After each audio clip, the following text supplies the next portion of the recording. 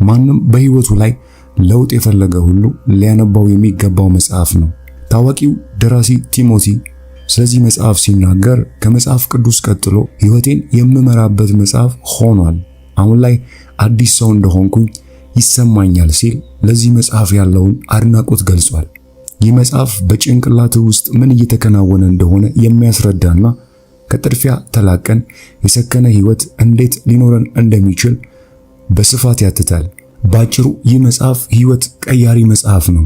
አእምሯችንን በመጠቀም እንዴት ዓለማችንን መቀየር እንደምንችል ውብ በሆነ መንገድ ያሳየናል። እኔ በግሌ ህይወቴን ከቀየሩ ጥቂት መጽሐፎች መካከል አንዱ ነው። ይህ መጽሐፍ ሳይንስና ሜታፊዚክስ የተጣመሩበት መጽሐፍ ነው። ሳይንሳዊ በሆነ መንገድ የአእምሯችንን ኃይል ያሳየናል። ሐሳቦች ህይወት ላይ እንዴት ተጽዕኖ እንደሚያሳድሩ ለማወቅ ይህንን መጽሐፍ ማንበብ ይኖርብሃል። ከአተሞች እስከ ግዙፍ ጋላክሲዎች ድረስ አእምሯችን የተሳሰረ መሆኑን ያሳየናል። ብዙ መቶ የባዮሎጂ የፊዚክስና የሳይኮሎጂ ጥናቶች ጨምቆ በአንጎላችን ያሉ የኢነርጂ ሞገዶች እንዴት የገሃዱን ዓለም እንደሚቀይሩ ያብራራል። እያንዳንዳችን ውስጥ እንዲሁም በሁለንተና ላይ ያለውን የሳይበርኔሽን ኢነርጂ በመቀየር ምን ያህል ለውጥን በህይወታችን ማምጣት እንችላለን የሚለውን የሚያስቃኝ ድንቅ መጽሐፍ ነው። ይህ መጽሐፍ በጥንቃቄ ሳይንሳዊ መንገድን ተጠቅሞ እንዴት የስበት ህግ እንደሚሰራ ያሳየናል። ከእውነተኛ ታሪኮች የተነሱ ሐሳቦችንም ይዞ አእምሯችን እንዴት እንደሚሰራ ይገልጽልናል። በህይወትህም ላይ ገደብ አስቀምጠ ከሆነና ለውጥን በቅጽበት የምትሻ ከሆነ ይህንን መጽሐፍ አንብብ። ያጠርከውን ገደብ ያፈርስልሃል። ለረጅም ዓመታት የቆየውን የሳይንስ ድንበር ያፈራረሰና ዓለምን የምናይበትን መንገድ የቀየረ መጽሐፍ ነው። ለኛ ዘመን ትውልድ ይህ መጽሐፍ ራዕይ ነው። ከአእምሮ በላይ የሆኑ የሁለንተና ሐሳቦችን አቅልሎና ፈትፍቶ የሚያጎርሰን ሲሆን አይን ገላጭ የሆኑ ጥናቶችን፣ ልብን በሐሴት የሚሞሉ የግለሰብ ታሪኮችን ይዞ እንዴት አእምሮ እንደሚሰራ ያሳየናል። ይህ ታይቶ የማይታወቅ ፈርቀዳጅ መጽሐፍ ሐሳቦቻችንን እንዴት እኛንና በዙሪያችን ያለውን ሁሉ እንደሚቆጣጠሩ ያሳየናል። እንዴትስ ይህንን ዕውቀት ተጠቅመን ደስተኛ ህይወት እንደምንኖር ይጠቁመናል። በመጨረሻም ይህ መጽሐፍ ተለምዷዊ የሆነውን የሕክምና ሳይንስ ይፈታተናል። አሳማኝ በሆነ መንገድ ሳይንስን ተጠቅሞ ስለ ሁለንተና ኢነርጂ፣ ስለ መጣጣም ያስረዳናል። ብዙ ምሳሌዎችንም አስደግፎ እንዴት በህይወታችን ላይ ለውጥ ማምጣት እንዳለብን ያስረዳናል። ደራሲው ዳውንሰን ቸርች ከጊዜው ቀድሞ የነቃ ሰው ነው።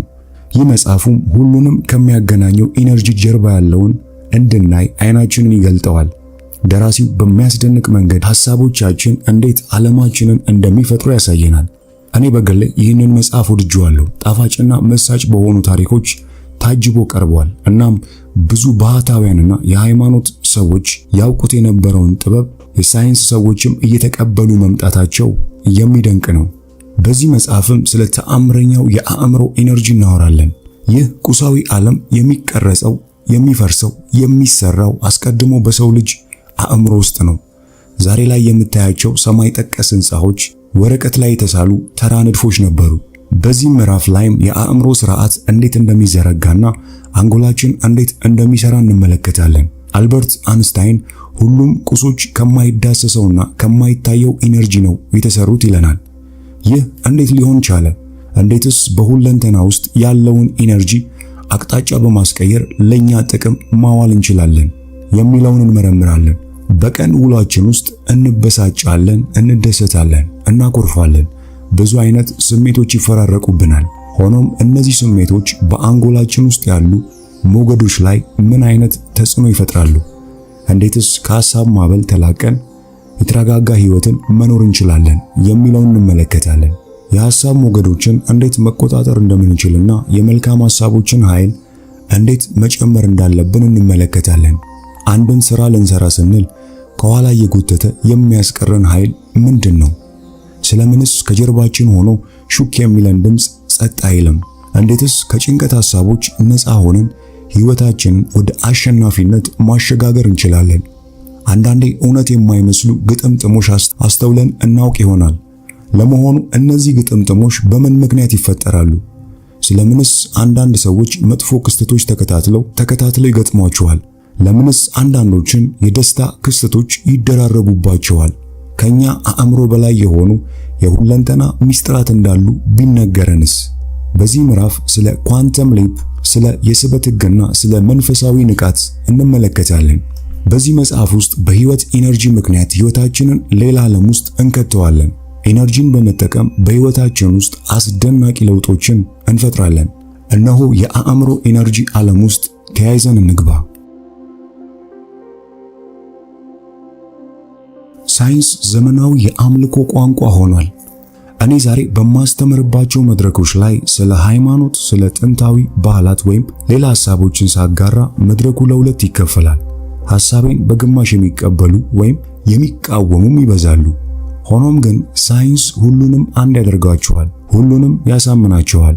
ኳንተም ፊዚክስ አእምሮ እንዴት እንደሚሰራና ከቁሳዊ ዓለም ጋር እንዴት ጥምረትን እንደሚፈጥር የሚያስረዳ ሳይንስ ሲሆን ኤሌክትሮማግኔቲዝምን ስለ ኒውሮሳይንስ፣ ስለ አእምሮ፣ ስለ ነርቨስ ሲስተም፣ ስለ ሰውነታችን አሰራር አብራርተን ማወቅና እጅግ ጠቃሚ የሆነውን የተፈጥሮ ቀመር መረዳት እንችላለን።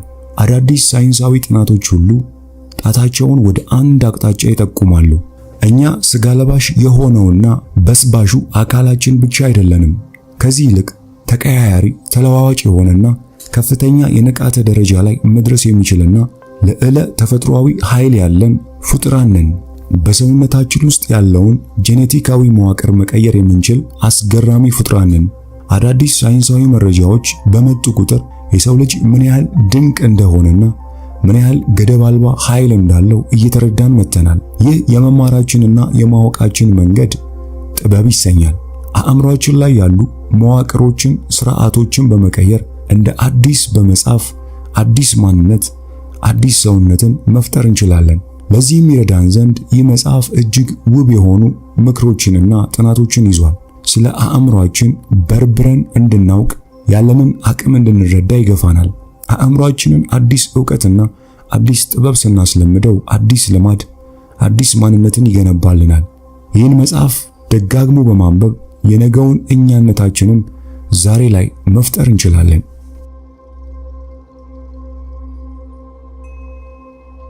በአእምሯችን ውስጥ ያሉ መረጃዎች የሚቀመጡባቸው መስመሮች ሲናፕቲክ ይሰኛሉ።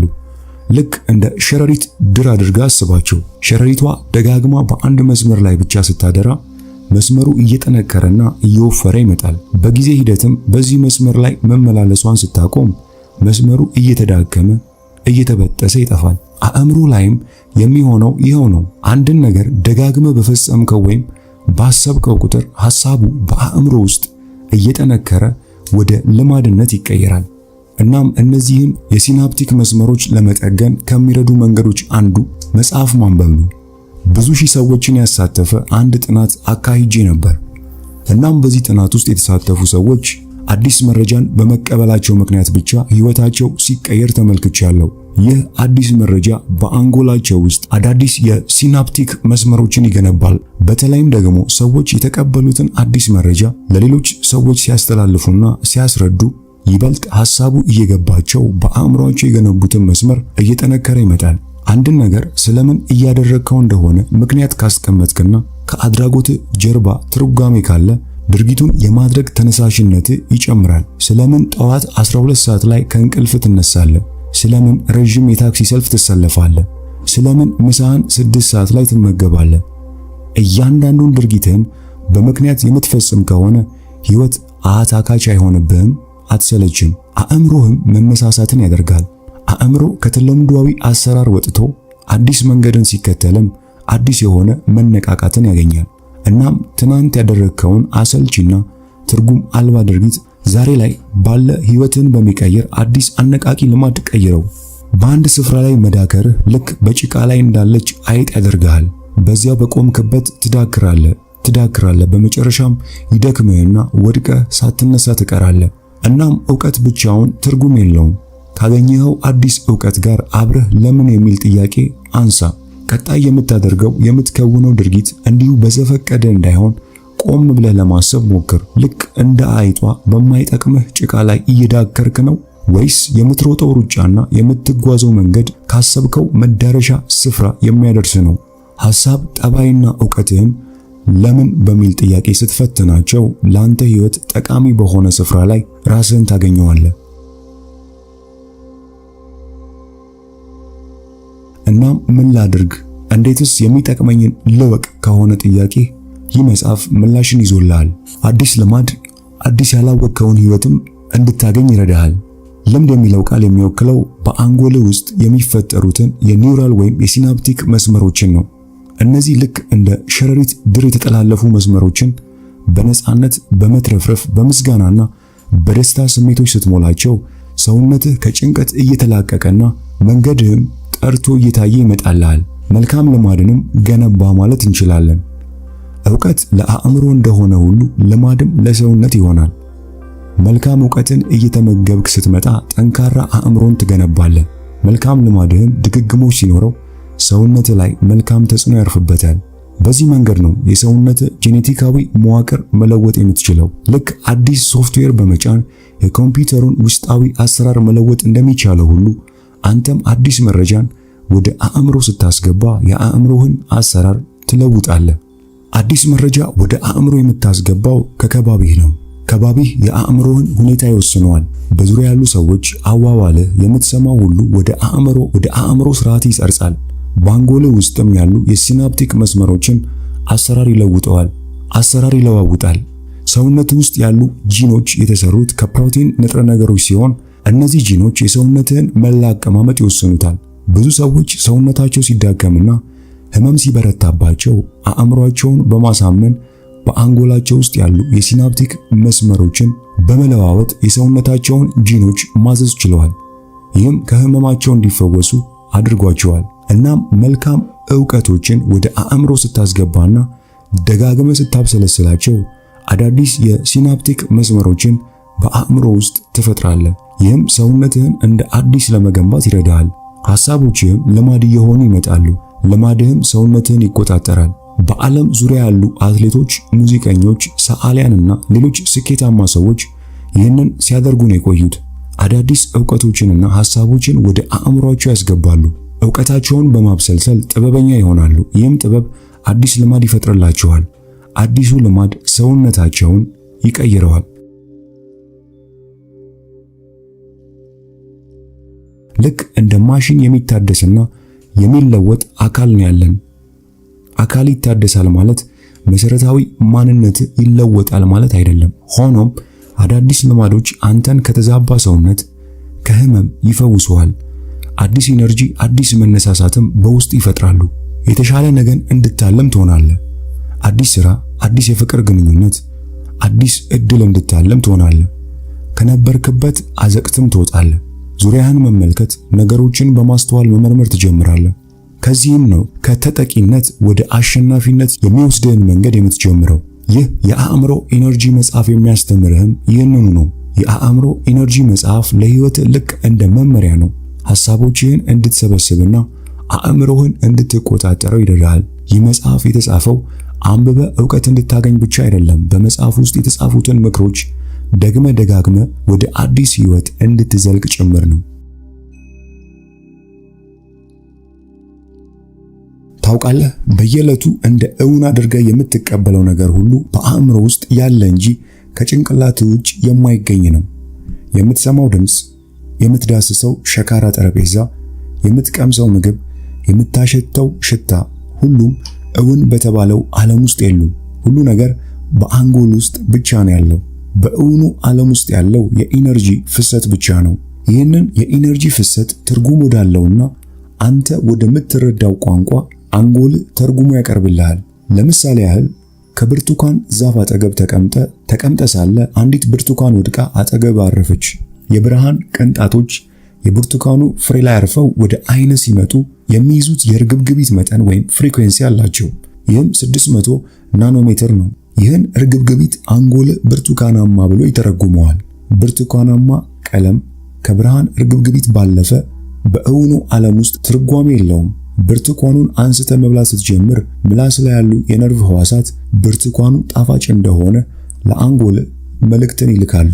አንጎልህም ጣፋጭ ነገር እየበላህ እንደሆነ ይገልጽልሃል። አንተ የምታየው ሰማይና አንዲት ንብ የምታየው ሰማይ አንድ አይነት አይደለም። ንቦች የአልትራ ቫዮሌት ጨረሮችን መመልከት ይችላሉ፣ የሰው ልጅ ግን አይችልም።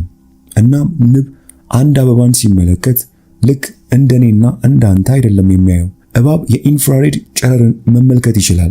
የሌሊት ወፍ የአልትራሳውንድ ድምፅን መለየት ይችላል። በዙሪያው ምን እንዳለ ለማወቅ ድምፁን ከነገሮች ጋር ያጋጫል። እስስት ፊቱን ሳያዞር ከጀርባው ምን እንዳለ መመልከት ይችላል። የእስስት ዓለም ምን አይነት እንደሆነ ብጠይቅህ መልስ አይኖርህም። እናም እውን የሚባል ዓለም የለም። ሁሉ ነገር በአንጎል ውስጥ ያለ ብቻ ነው። አንጎል ከአካል ውጭ ያለውን ድብልቅልቅ ያለ የኢነርጂ ዓለም እንድትረዳ እየተረጎመ ያሳያል እንጂ እውን የሚለውን ማወቅ አትችልም። እኔና አንተ በእያንዳንዷ ባለፈች ሰከንድ ልክ አዲስ ዓለምን እየፈጠርን ነው። ልክ ሸራ ላይ እንደሚስሉ ሰዓሊያን ተሰብስበን የራሳችንን ሐሳብ እንስላለን። አይናችን ይህንን ምስል ያሳየናል። አእምሮአችንም እጃችንን በማዘዝ ሸራው ላይ ያሻውን ያሰፍራል። እናም ሐሳቦቻችንን መቆጣጠር ስንጀምር ዓለማችንን እየተቆጣጠረን እንመጣለን። አውቀንም ይሁን ሳናውቅ ሐሳቦቻችን ሕይወታችንን ይመሩታል። አሁን በዚህ ቅጽበት ምን አይነት ዓለም እየፈጠርክ ነው? በቀናት፣ በወራት፣ በዓመታት ውስጥስ ምን አይነት ዓለምን ትፈጥራለህ? ይህን አምናለሁ። ሕይወትህ ደስታ፣ ሰላም፣ ተስፋና ውበትን የተሞላ ይሆናል። ራስን ለማትረፍ ከመፍጨርጨርም ወጥተህ የሕይወት ገዢና መሪ ትሆናለህ። መጥፎ ሐሳብ፣ ጸጸት፣ ቁጣ፣ መከፋትም ባንተ አይኖሩም።